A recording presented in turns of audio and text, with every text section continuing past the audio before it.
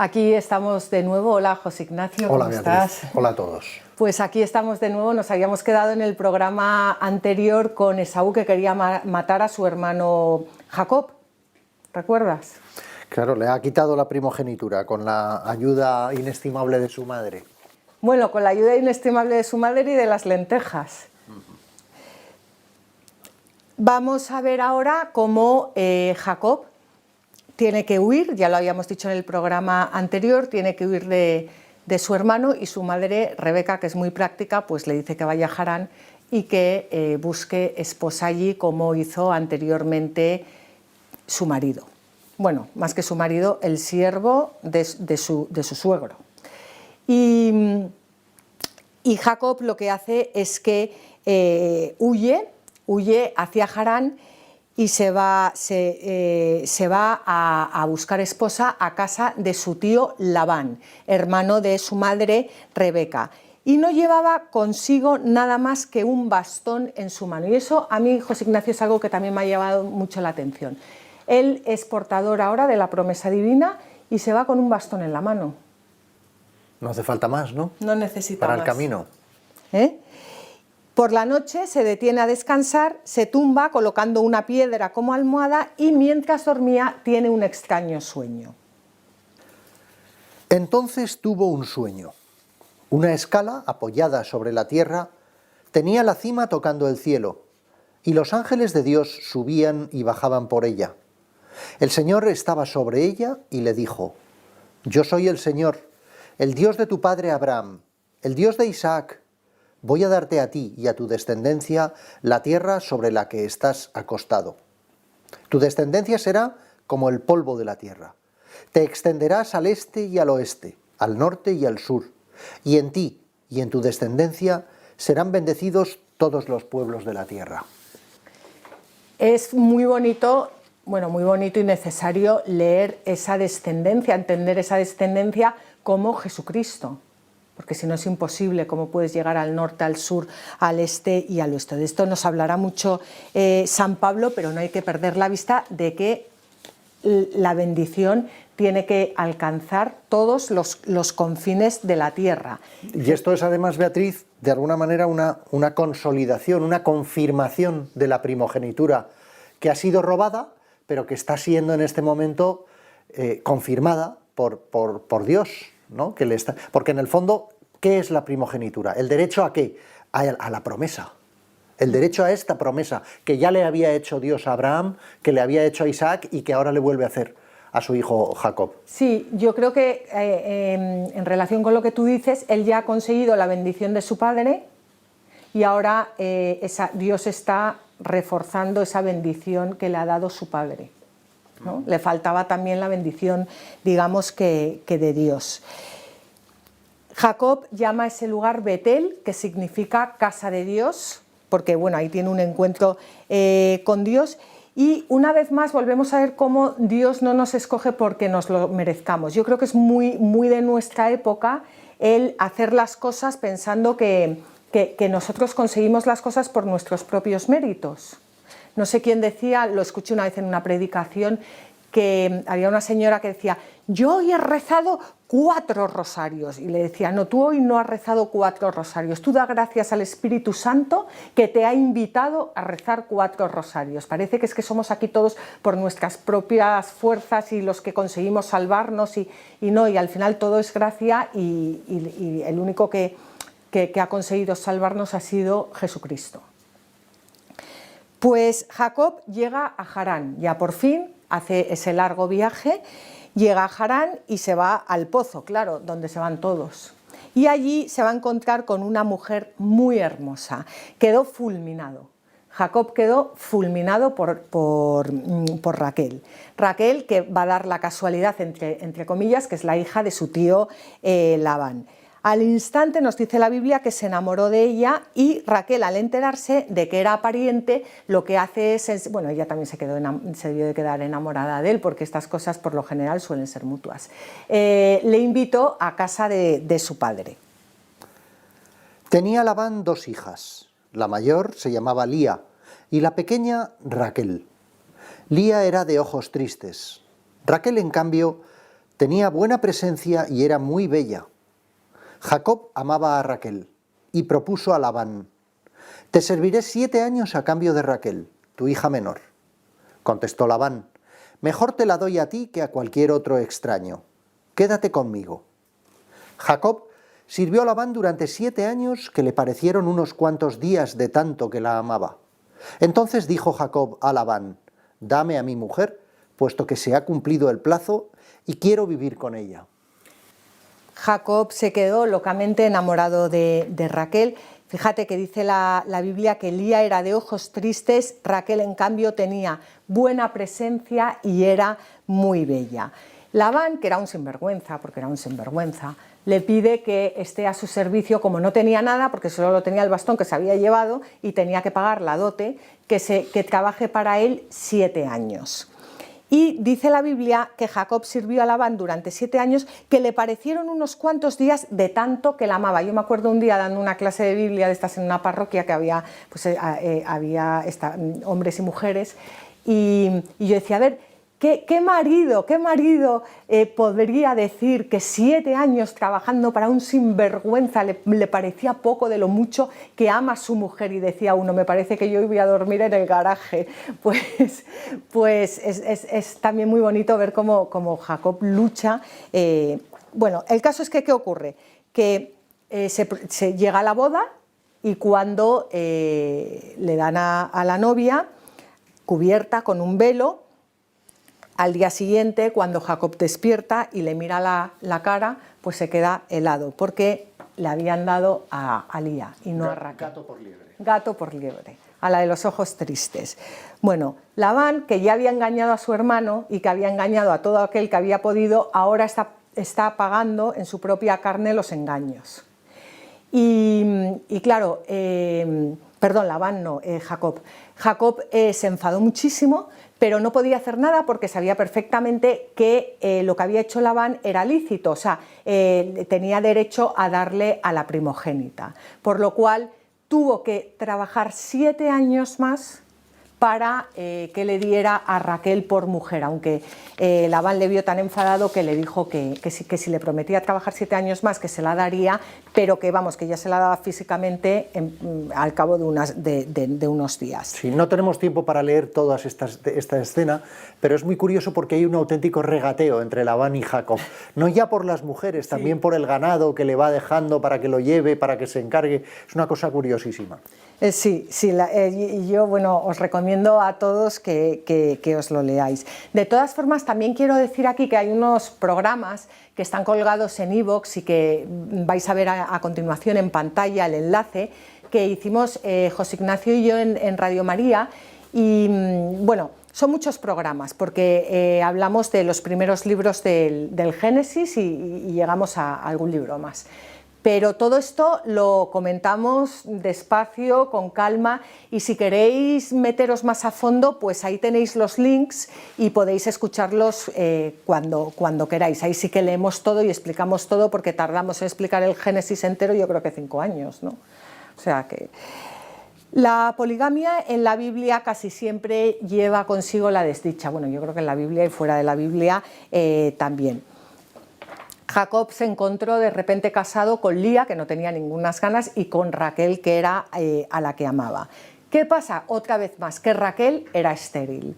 Y mientras tanto, Lía le daba 4 hijos. Estos hijos que les van a dar Lía y Raquel, porque al final Raquel va a poder tener hijos, son las 12 tribus de Israel. De hecho, vamos a ver más adelante cómo Dios cambia el nombre a Jacob por Israel. Lía le da 4 hijos, que son Rubén, Simeón, Leví y Judá. Raquel, ¿qué pasa? Que está triste porque no tiene hijos y le pasa a su esclava Bilha para que le dé hijos en su lugar, como es el mismo caso que habíamos visto con Sara y con Agar. La esclava de Raquel, Bilha, le da 2 hijos, Dan y Neftalí. Pero Lía, que no había concebido en algún tiempo, coge y le suelta a su esclava Zilpá, que da a luz Gar y Aser. Y después Lía da a luz 2 hijos más, Isacar y Zabulón, y Raquel definitivamente tiene un hijo, va a tener 2, pero ahora tiene uno que se llama José, que vamos a a ver toda su historia en el programa que viene, y ya cuando alcance la tierra prometida más adelante tendrá a Benjamín, de hecho morirá dando a luz a Benjamín. En definitiva, Beatriz, José, que es el personaje central, es hijo de Raquel, y también lo es Benjamín, que es el último. Sí. Esto puede explicar un poquito por qué luego va a pasar lo que va a pasar con José.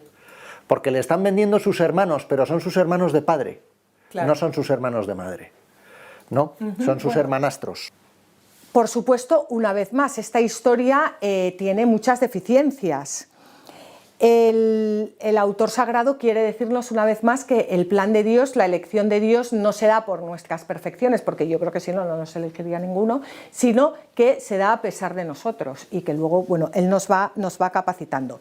Pero sí es verdad lo que acabas de decir tú ahora, José Ignacio, que en esas envidias que vamos a ver de los hermanos, claro, ¿de dónde vienen esas envidias? De las madres, efectivamente. Yo eso tampoco lo había pensado nunca.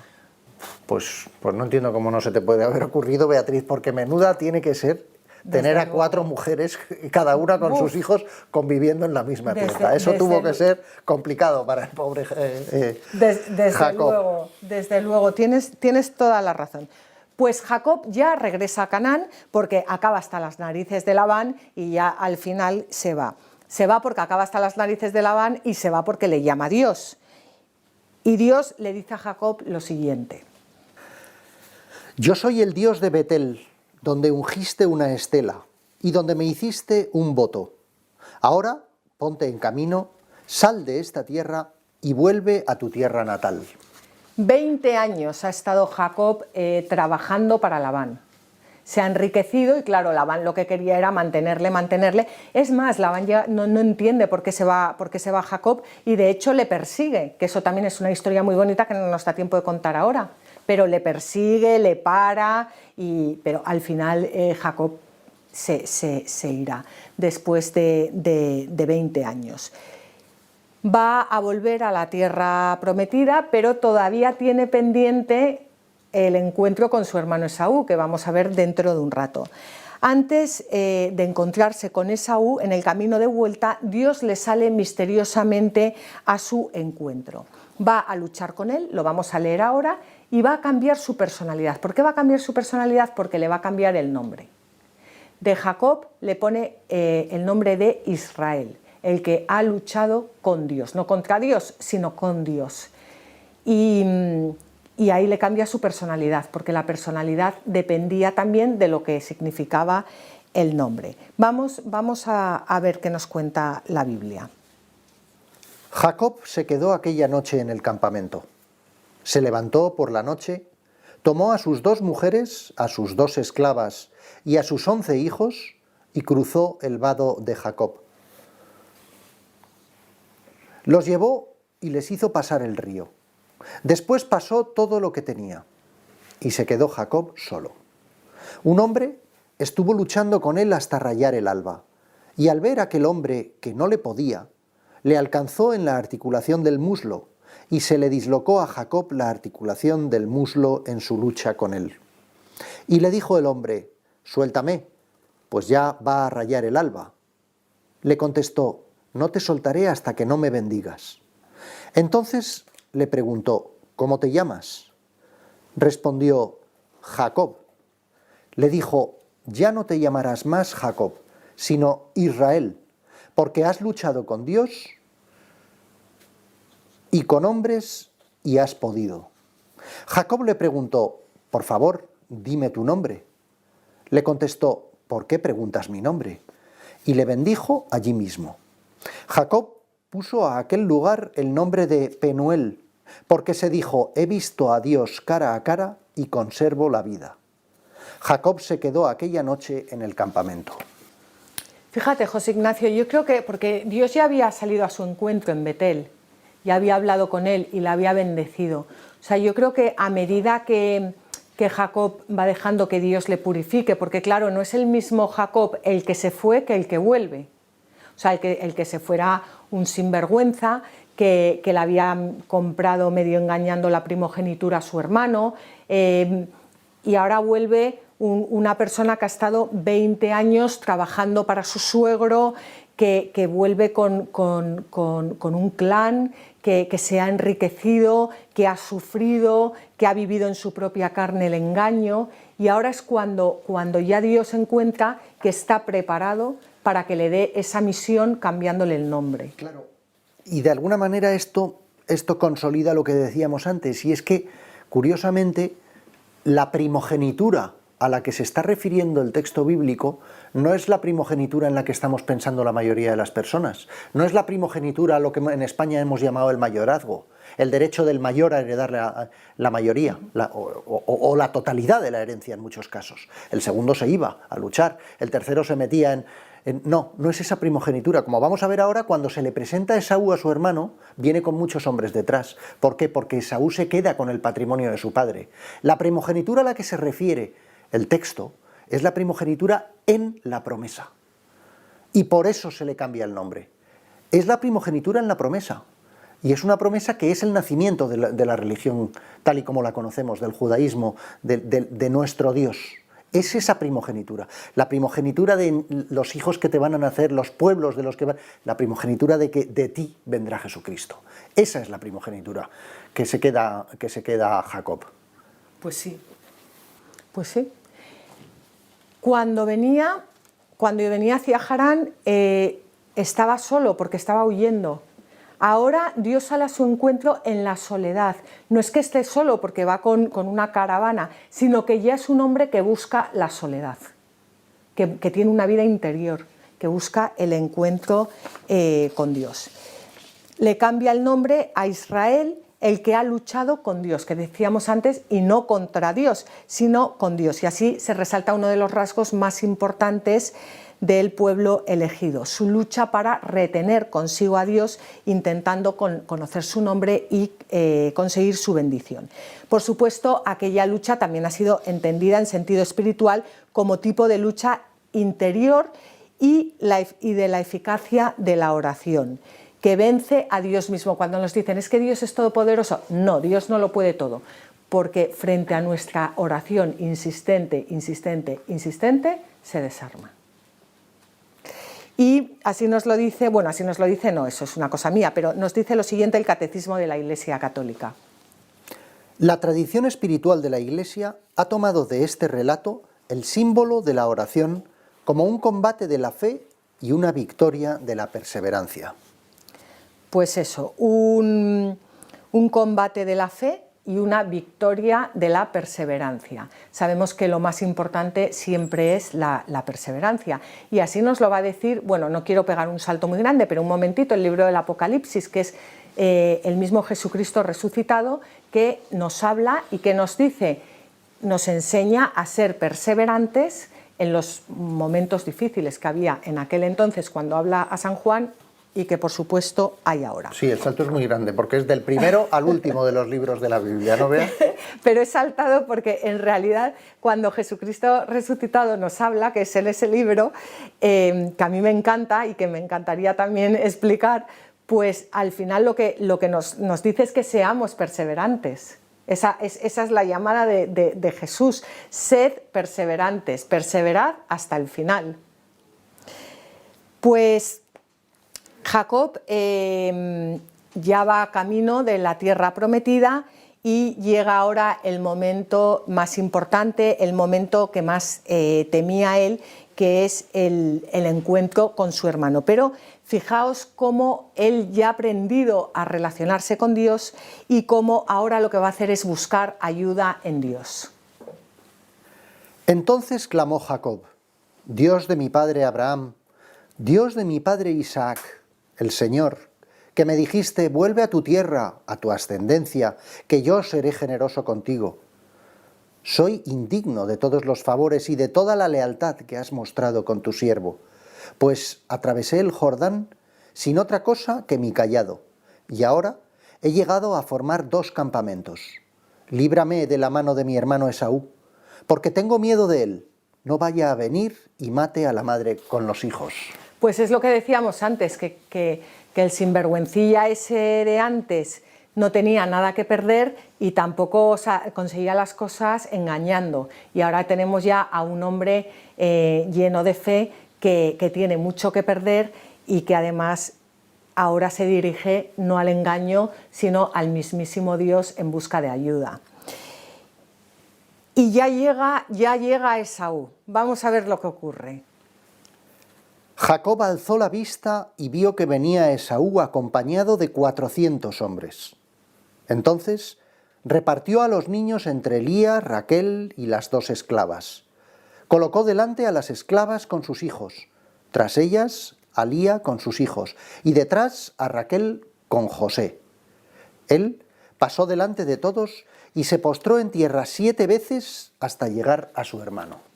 Pues él no sabe las intenciones que tiene Esaú, pero ya se ve que es un hombre de Dios, porque se postra en tierra 7 veces, que equivale a reconocerle como rey o emperador. Fíjate ya qué humildad tiene. Y esto es algo, bueno, yo no lo practico mucho porque se me suele olvidar desgraciadamente, ¿no? Pero muchas veces cuando tenemos un enfado con alguien o un problema o tal, imagínate que llegamos, o sea, ya no te digo postrarte en tierra 7 veces, ¿no? Pero entrar pidiendo perdón, bajando, aunque tengas la razón, me da igual, bajando la cabeza, tal, al otro le desarmas. De hecho, esto es lo que le pasó con su hermano. Es casi... Ahora que se ven tantos documentales de animales, es una escena casi como de los lobos o como de los felinos, en las que vemos cómo compiten con el macho alfa los otros y le muestran su inferioridad de esa manera que hemos visto. Tiene algo de animal el gesto, ¿eh? Bueno, es que somos animales. Sí, pero animal, ¿eh? Sí. Y bueno, el caso es que se postra 7 veces en tierra y claro, desarma a su hermano. Y vamos a ver lo que ocurre. Esaú corrió a su encuentro, lo abrazó, se le echó al cuello, le besó y rompieron a llorar. Bueno, la escena es enternecedora. Cuando dejas que Dios entre por medio en las relaciones, pues estas cosas son las que suelen pasar antes o después. Y vamos a leer lo que comenta San Juan Crisóstomo de la actitud de Jacob ante Esaú. Nada hay más fuerte que la mansedumbre, pues lo mismo que se apaga el fuego al echarle agua, aunque arda mucho, así se calma el ánimo más ardiente que un horno cuando se le habla con mansedumbre. De este modo obtenemos un doble beneficio. Por una parte practicamos la mansedumbre, por otra hacemos cesar la indignación del hermano y libramos su pensamiento de la turbación. El fuego no se puede apagar con fuego, y el furor no se apaciega con furor, sino que lo que el agua es para el fuego son la mansedumbre y la humildad para la ira. Lo que pasa es que cuesta, ¿eh? Cuesta, pero ahí está, bien escrito por San Juan Crisóstomo, ¿no? Y también, sí, el problema no es que esté, o sea, bien escrito está fenomenalmente escrito. El problema es ponerlo por obra, ¿no? En práctica. Y hay algo aquí también que yo no quiero dejar pasar por alto, y es que el encuentro con Dios exige siempre la reconciliación con el hermano. Por lo menos hacer lo posible. Si Esaú no hubiera querido abrazarle, pues, hombre, es otra cosa, ¿no? Pero por lo menos hacer lo posible para reconciliarte con el hermano, pidiéndole perdón. Jacob regresa ya a la casa de su padre, ya se ha reconciliado con el hermano y ahora ya puede regresar a la casa de su padre. Jacob llegó sano y salvo a la ciudad de Siquem, en tierra de Canaán, viniendo de Padam Aram, y acampó frente a la ciudad.